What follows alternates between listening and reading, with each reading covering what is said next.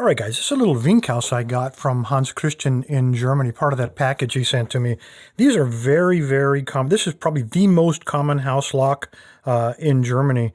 Probably as common as, say, Quicksat is here in the U.S. But, of course, the quality on these is about, I don't know, 10,000 times better. Even more so, when I pulled the key out, it kind of shocked me. I don't know if Hans Christian cut this key himself just for me. They are not challenge locks, he assured me, but that doesn't mean they're not challenging locks. This one even more so because it is the absolute maximum and minimum cuts on this guy, it looks like. So I did try it. It does work perfectly, as you would expect. It is a 5-pinner. You can tell probably from the key, but also count the pins on the top of there. Let me clamp this guy up and figure out if I can get a pick to squeeze in there somehow. Let's see if we can get this guy picked open. All right, I think that's going to hold it. Let's make sure the tailpiece will not completely rotate, but it will begin to turn a little bit. I'll try to pick it clockwise. It'll go about that far, then I've got to take it out. Yeah, awesome, awesome. In terms of the keyway, I'm going to tension it with, see if we can take the next to thinnest one, see if this dude will fit. Nope, not quite. He starts in there, but then stops. This is the thinnest one, and still a little loose, so if there are security pins, I may be hosed, but we'll start there. And I will start with, let's see what we got here. Let's see if I can get this 15,000 short hook in there. Let's see if it'll get around the warding. Let me find something with a little bit more of a hook on it. This one is also 15,000, as you can tell. This is one of my rat yokes. See if he'll squeeze around that warding for us. I'm going to try moderate tension. This is a very flexy tension wrench, so even though it looks like it's really bending, I'm just barely putting any tension on that guy. A nice little click. That was the warding. That was a click on one. And I got a little bit of a fault set that looks like it just barely turned, but probably not a spool. And nothing in the front. See if I can wiggle him around that warding to try to find that last pin back there. He's good. Where are you?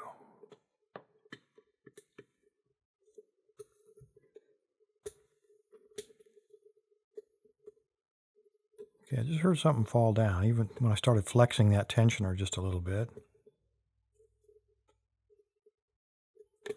Okay, that was pin 1, and I got a little bit, after I lightened up on the tension, it actually clicked twice, kind of like a serrated pin would do.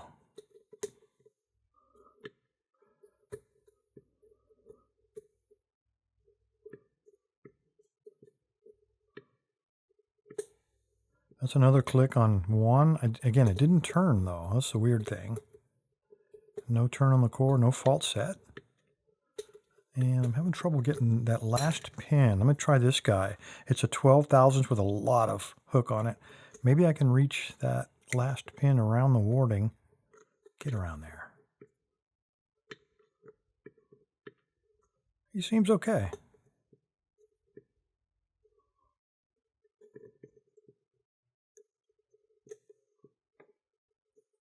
And just make sure I'm getting a little bit of counter rotation. At first I thought that was my tensioner, but I think I'm actually on that pin. Maybe.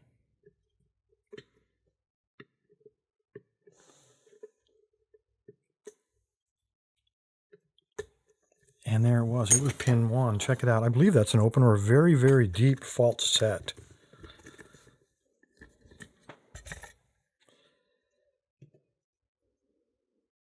Okay, so we got an open. All right, tell you what, I did look at this earlier. This one has a split ring on it, so I think I can probably get a screwdriver and pull that washer out of there. Then we can have a gutting disaster. Let me close this blind. That sun just came out from behind a cloud. It's killing me here. There we go. Try that. All right, I can lock it back, and we do have the keys, and I have this guy. Let's see if we can pry that little washer thing out of there. Maybe not. At least not the neat way. Let me get a screwdriver. Stick him down in that little slot. Then try to pull it open. There's probably a special tool for this, but I don't have it.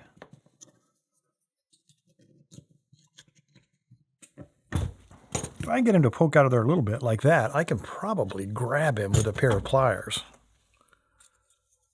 and get him out. I'm trying not to destroy him because I really do want to put it back together. And there we go. All right, cool. It did have a little indexing nib on it too, so that's probably why it wasn't turning the way I thought it ought to. All right, I learned a lesson with one of these also from Christian. There's a little detent there. I didn't realize those actually go in, so this is going to take 3 hands. And I need the key. I happen to have one. We need a follower. And I think that will be about right. I'm also not going to turn that detent so it's pointing up towards the Bible. I learned that last time. We're going to turn him opposite of what we normally do. So now the pins are going to be up this way and pointing towards me. I'm going to push in there like that and take my third hand, push that little nib down. Then I think we can start to get a gutting. Come on. He says.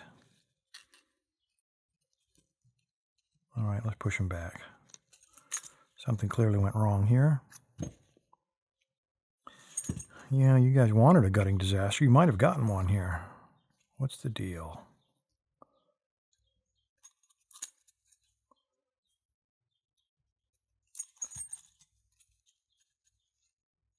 Okay. I love Eurolocks. They're all different. Every one has a surprise for you. It's like Christmas. And I have no idea what has gotten. There must be a groove in the core that one of the drivers has popped into. It's the only thing I can imagine here because I can't push him back.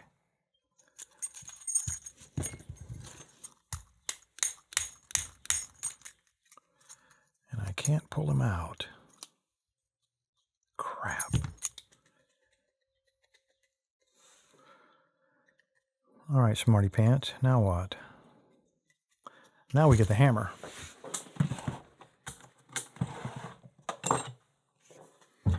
Now we get the hammer, and we're going to take these extra keys off of here so I don't have to mess with them. We're going to take this, put them right there, and I'm going to give them a couple of good licks.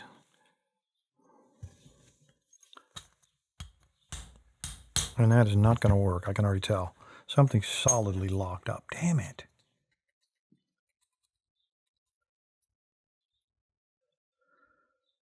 Crap, crap, crap.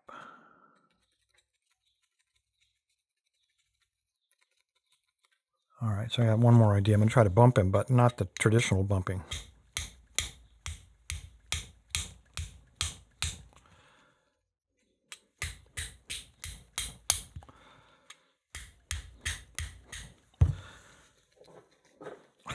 Son of a gun. All right, time for the vise.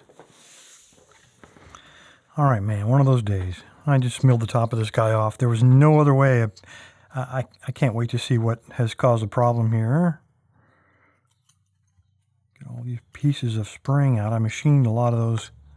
And then I chamfered the top of this, hopefully, so we'll be able to pull the pins out. All right. Whoa. Okay, so we got an anti-bump.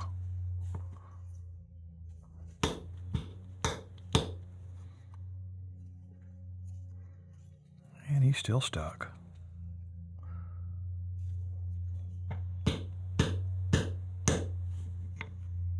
Okay, so this one is actually 5.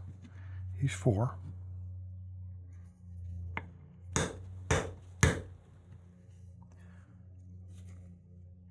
Another anti-bump. Definitely one of those days, guys. All right, 2 more. Come on, out of there. Whoa.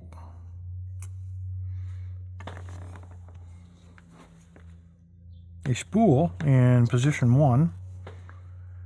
And the last one, we're still stuck. Wouldn't you know it? The one that won't come out is the one holding things up.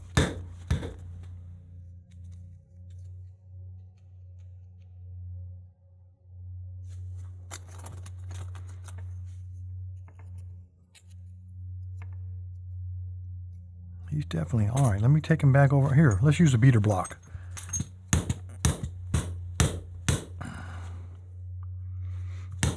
What a friggin' disaster this is. All right, let me chamfer that some more to get that out of there. Huh.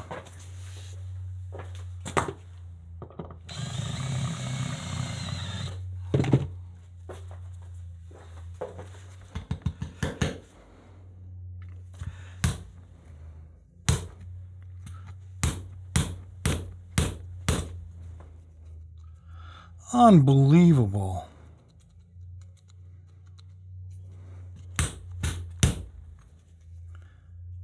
Okay, he popped out.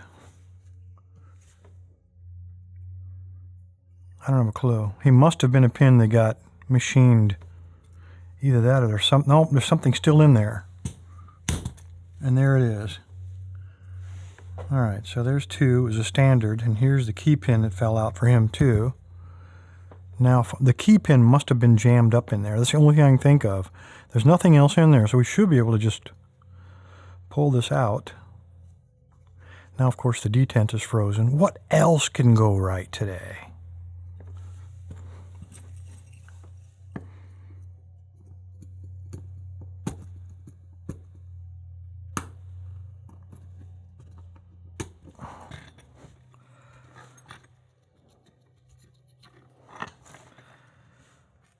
Okay, this is just a... All right, I see what happened. When I turned him the wrong way, one of the pins dropped down inside of what apparently were sidebar pinholes. And no matter which way I turned it, see, this is the advantage of knowing what you're working with, and I had no clue, yeah, that this was going to be in there. I have totally mangled this thing. All right, I think he was here. I don't know. And then who knows where that guy was, that piece of a pin. All right. There it is, guys. The ultimate gutting disaster. Yeah. Crap.